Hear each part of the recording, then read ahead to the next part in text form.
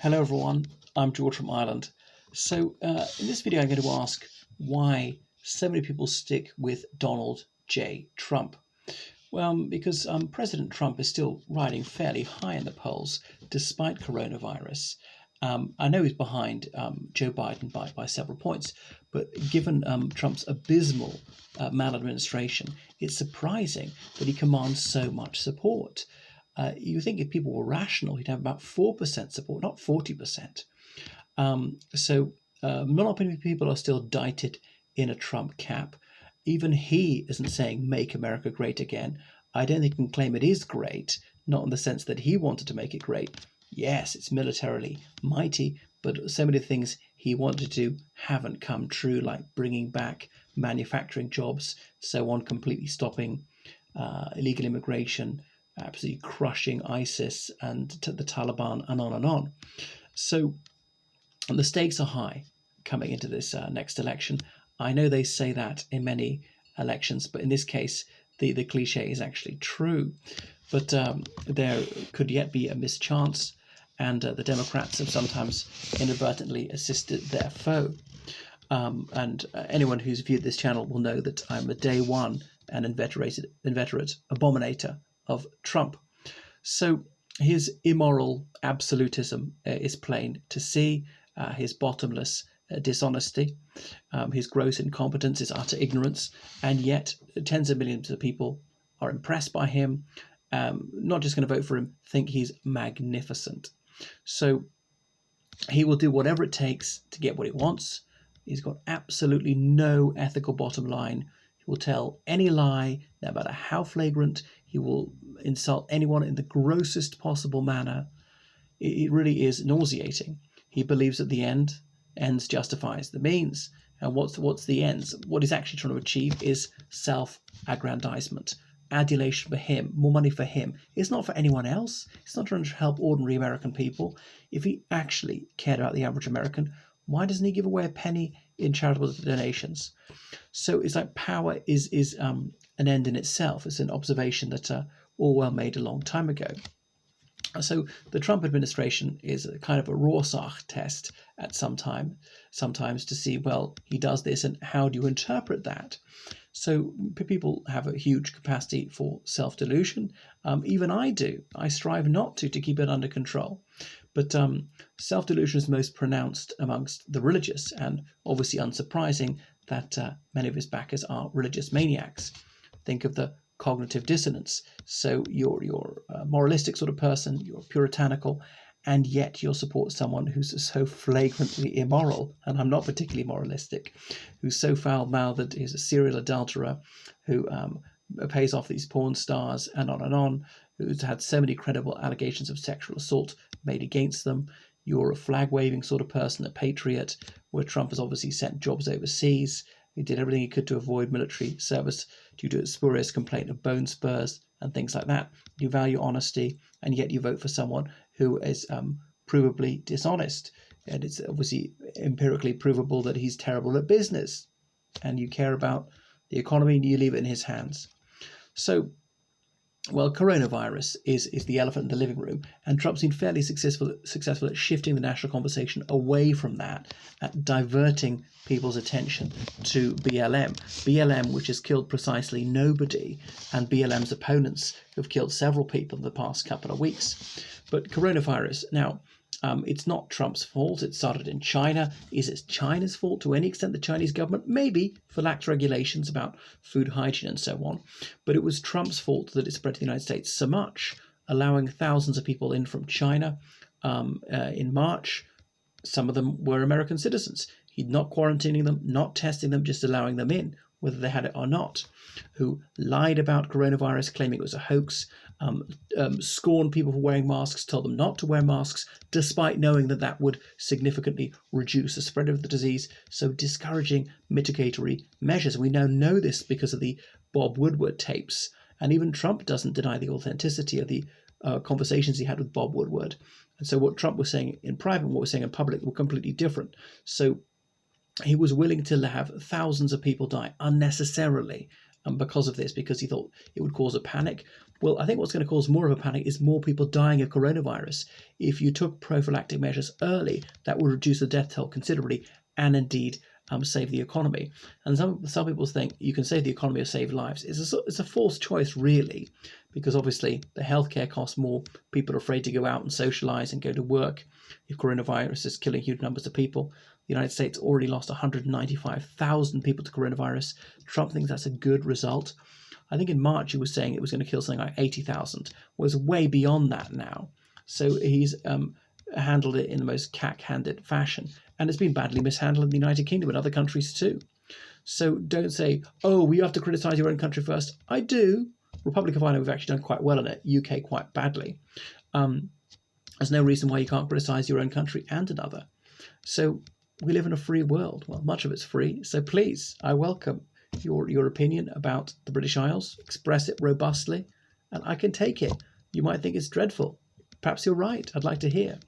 So there is now mass unemployment. Admittedly, some people have regained their jobs since the economy reopened, but a lot of the economic damage was wrought due to lockdown being tardy. An early and strict lockdown would have saved a lot of jobs in the long run. So he claims that crime is due to the Democrats. And who's actually president? It's him. Remember his vow to end the carnage at his inauguration, which he hasn't done. It's almost though Trump is running against Trump. Vote Trump because I've done such a dreadful job as president. All these bad things are happening under Donald Trump, which is why you should give me a second term. Joe Biden's not responsible. Joe Biden's not president. And Joe Biden has consistently denounced riots. And Trump has incited them consistently since, of course, he was seeking the Republican nomination, urging people to beat up peaceful protesters. And indeed, these peaceful protesters suffered the assaults. He continued to incite violence when he knew that was happening. It is despicable. And the hypocrisy is just jaw-dropping. I'm just baffled by this, by the dishonesty, by the wickedness of Trump and so many of his supporters who will forgive him anything despite his utter impenitence.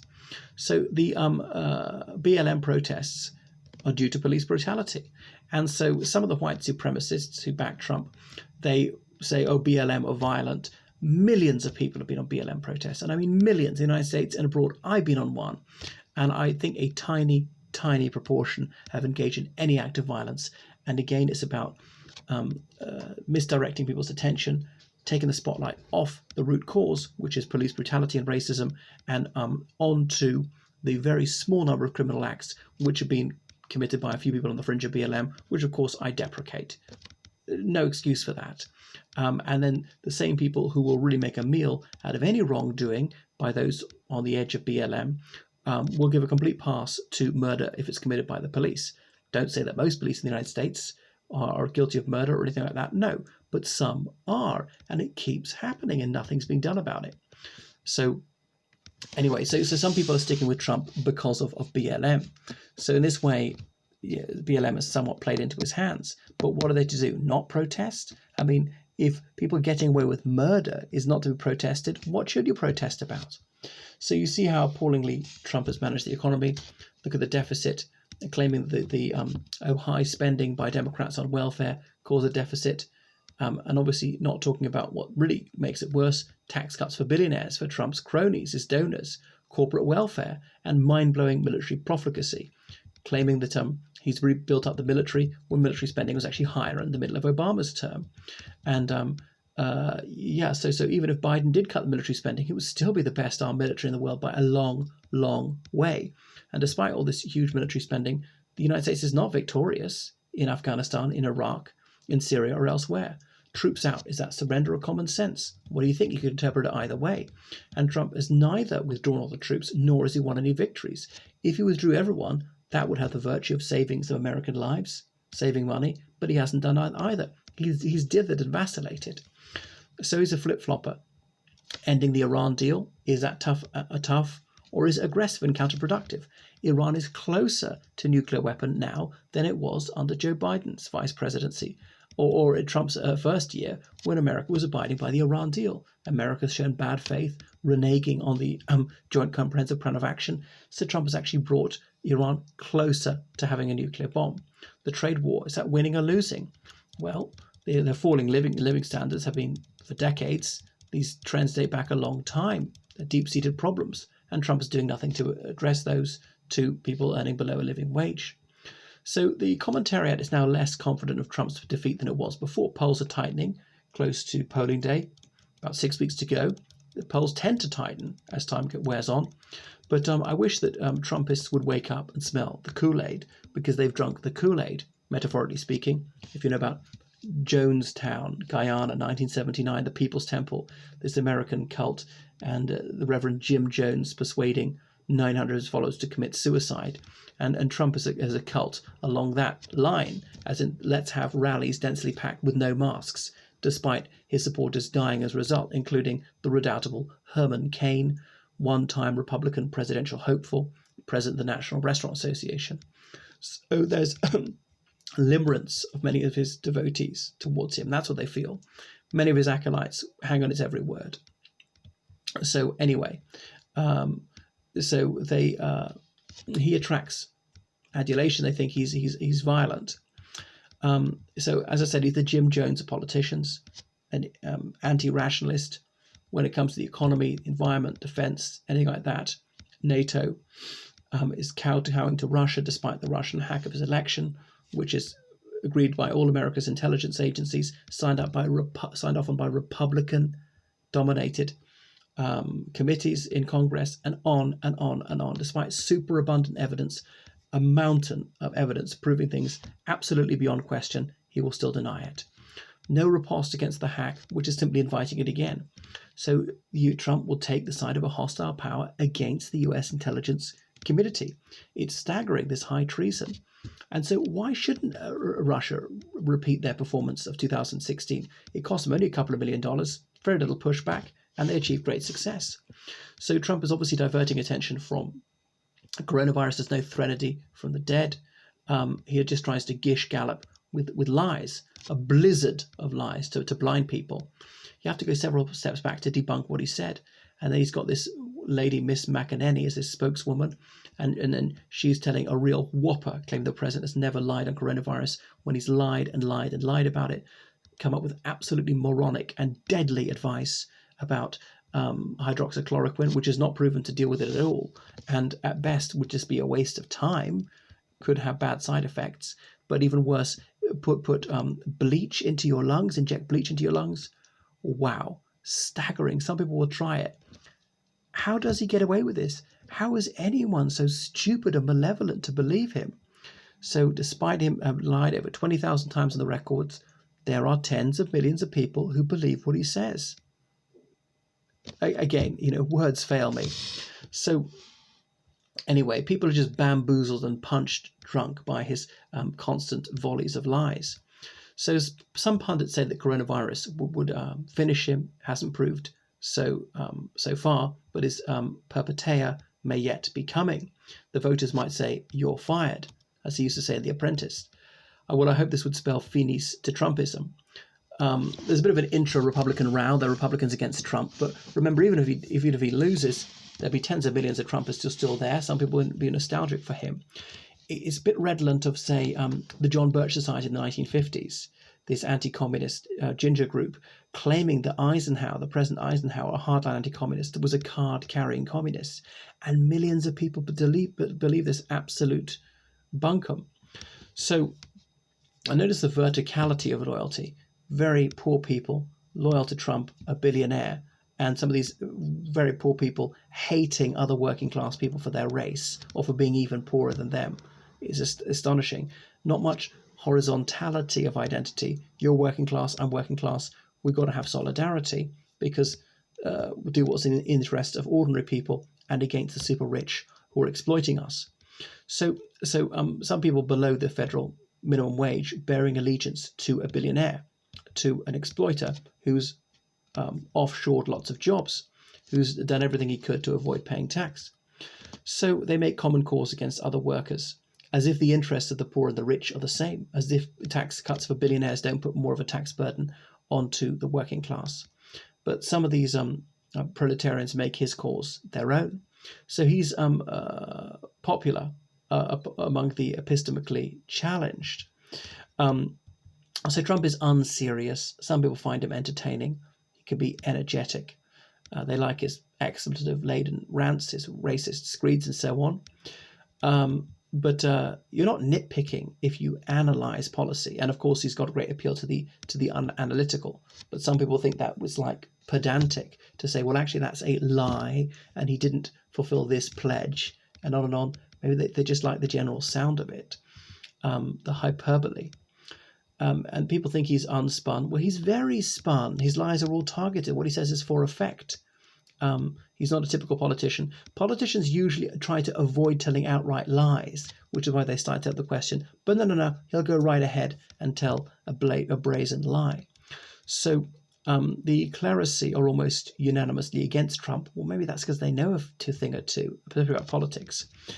Trumpism relies on a lot of animosity and disdain towards experts. I know there's some woke, useful idiots who make the academically gifted people seem rebarbative, and some of them are. So the sanctimony of the woke sort of people, this irks the average person, and it irritates me too. So I have some sympathy with that. And the Democrats have not done themselves a lot of favors by joining the bandwagon of some fashionable causes. So there's been invaluable ammunition for the GOP. Oh, these guys kneeling at sports matches. I mean, I'm slightly against it too. But even if you disagree with kneeling at sports matches, it's not really a governmental policy. It's not the government's job to sort that out. You think government would care about healthcare, especially in the time of coronavirus. So Trump comes from an undistinguished lineage. There have been rabble-rousers and demagogues throughout history, including the United States. But his particularly American antecedents include the know-nothings of the 1850s, George Wallace, assorted white supremacists, neo-Confederates, the Council of Conservative Citizens, who were particularly against Hispanic people. I know the cliterati is against him, obviously, because it was grab 'em by the pussy style. And so Trump would have you believe that a clitocratic clique is tyrannizing America. It seems to be a bit anti-feminist. So again, that appeals to some people and is a way to change the subject from socio-economic issues. And this is another reason why people stay with Trump. He's phallocratic. He always thinks with his little brain. He's a philanderer. That impresses some people as macho, I suppose. But again, it's galling to think that Christian evangelicals will go with for this. So they're meant to be family values people. They're judgmental. They're po-faced Puritans. Bill Clinton was hauled over the coals for far lesser crimes. And Trump's got his own clique, people like Steve Mnuchin, Wall Street people. Remember, he said he was going to drain the swamp, and he did the complete opposite. Mnuchin, imagine he can be such a moron, make so much money. When he talked about, what was that congresswoman saying that she had a gravel? The word is gavel. So Trump is very cliquey. He only likes people like that who are going to golf at his resorts.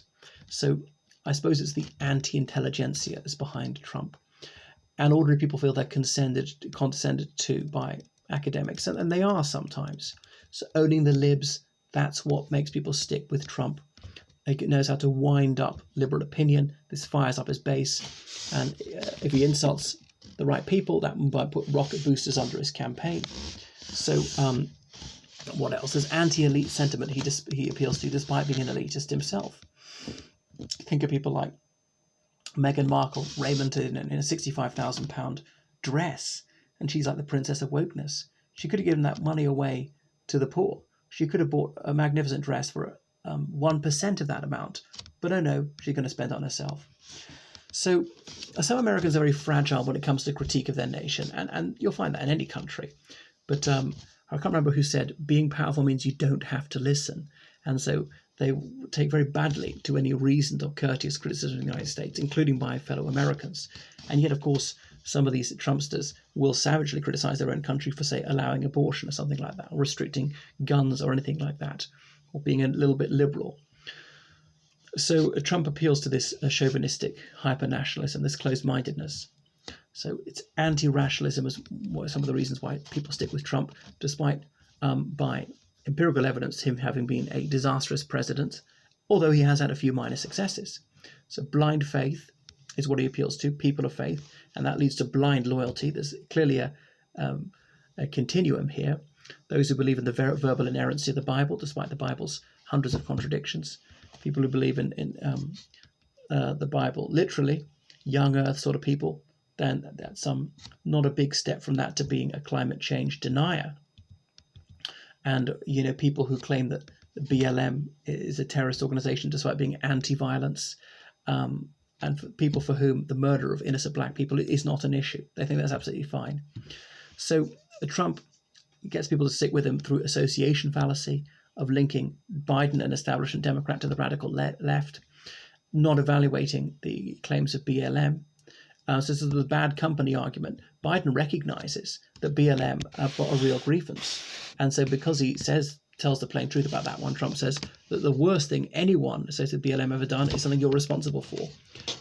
Anyway, there's also the fallacy of equivocation that Trump uses. Violence, burning a car, they're meant to be equal to killing an unarmed person on camera, getting off scot-free, as police officers have done many times. So Trump hugely inflates the amount of disorder occurring, and he's obviously the person who's whipped up disorder, as I say, for the past 4 years. So in the case of BLM, Trump has politicized apocalypticism to his own advantage.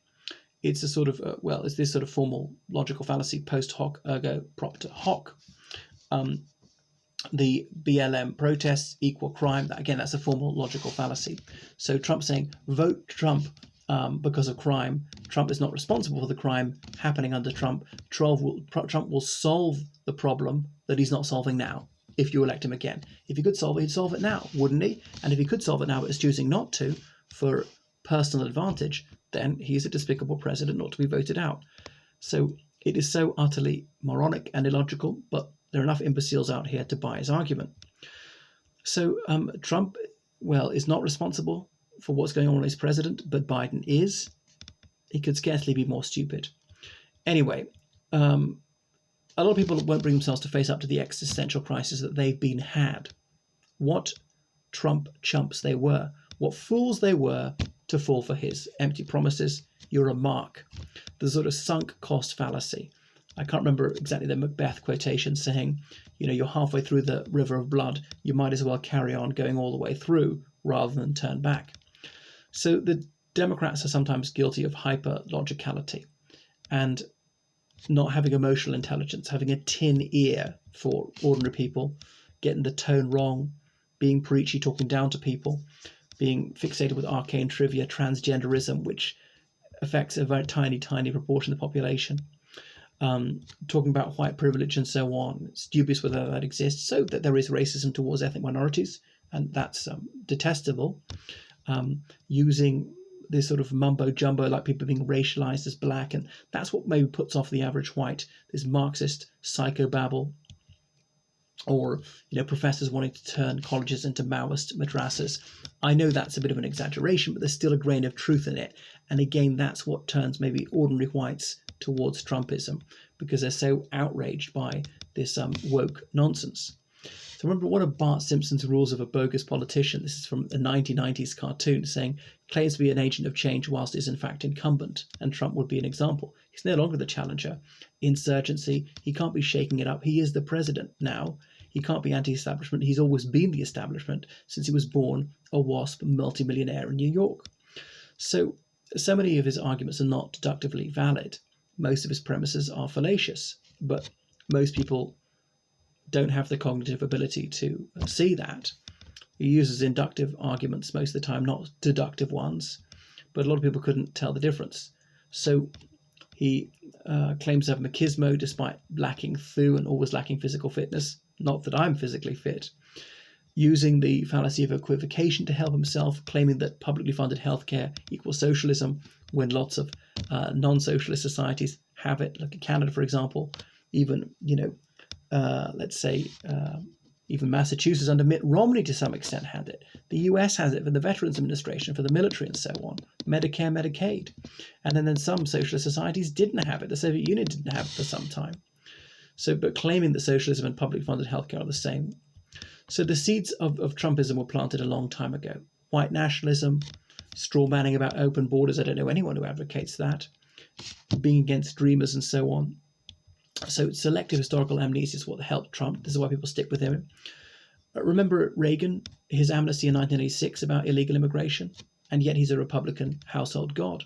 The Cato Institute, a right-wing institute, argued for open borders.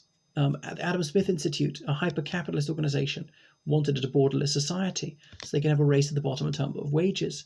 A Dutch auction on workers' rights, thinking competition is good for the exploiter.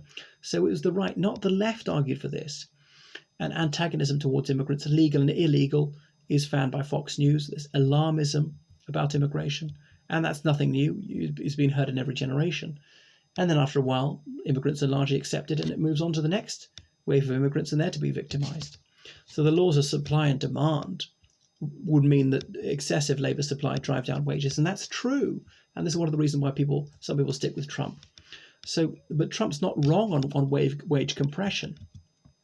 So Trump manages to use fear as a power structure, playing on white anxiety, inventing more bogeymen, distracting people from income inequality, which is one of the real causes of the immiseration of the American working class.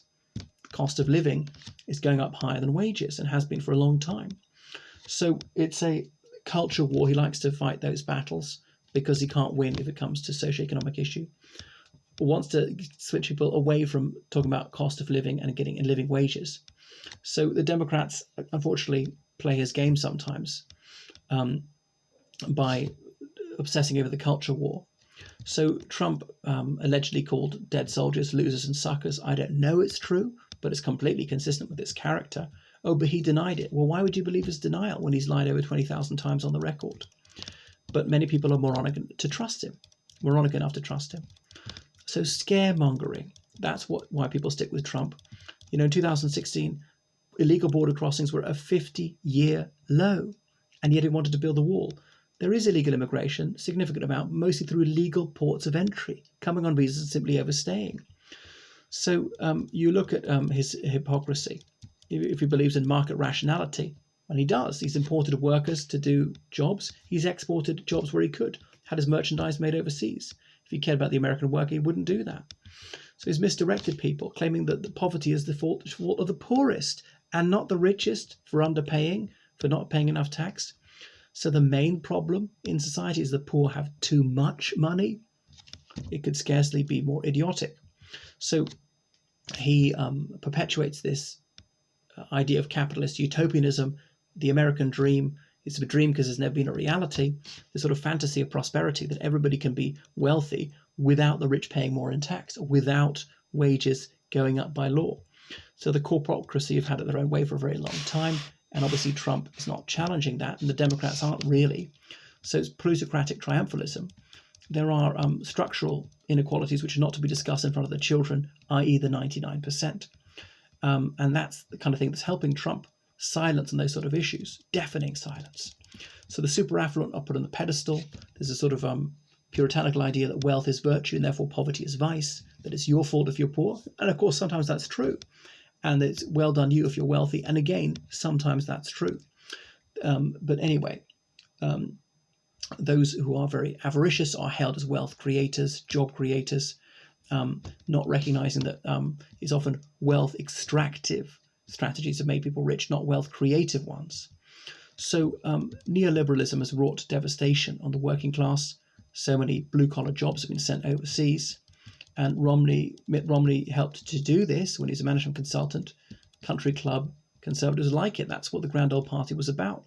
The Democrats are almost as guilty. So yeah, it's true that mass immigration has negatively impacted the low paid, and the Democrats sometimes haven't recognized this sufficiently, although a lot of people were deported under Obama and Biden. So people shouldn't be shamed for telling the plain truth. There is a downside to immigration. Not that immigrants are evil, legal or even illegal ones, but it's not always good. You can have too much immigration. Does the US have too much? I don't know. I don't think so. Could be wrong. So anyway, white nationalism is also what makes people stick with Trump. Anti-Muslim bigotry. Fear of whites becoming a minority, as they're definitely going to. So the decline of the labour movement has also helped Trump. Class solidarity is never strong, really been broken. The class dividing along working class along racial lines to some extent. And the biggest single predictor of Trumpism is colour, which is very telling. So economic nationalism appeals to him, autarky, the belief that the idea there's no need for renewable energy, gun nuttery is why people stick with him, anti-scientific prejudice, and obviously disregarding data which shows that the easy availability of guns is going to lead to more deaths, not fewer.